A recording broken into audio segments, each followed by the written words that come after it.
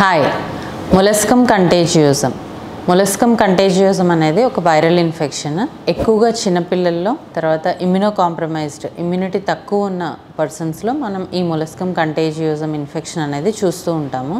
ఇందులో చాలా చిన్నగా పర్లీ వైట్ లీజన్స్ అనేవి, ముత్యం లాంటి లీజన్స్ మనకి ఫేస్ మీద కానీ బాడీ మీద కానీ కనిపిస్తూ ఉంటాయి.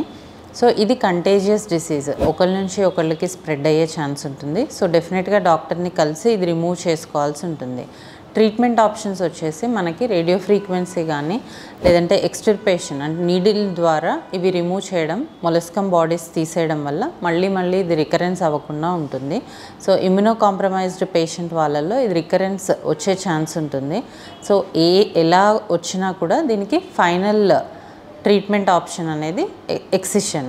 సో కంపల్సరీ మీ నియరెస్ట్ డర్మటాలజిస్ట్ని కాంటాక్ట్ అయ్యి మొలస్కమ్ కంటేజియోజం ఉంటే ఎక్సిషన్ చేయించుకోండి.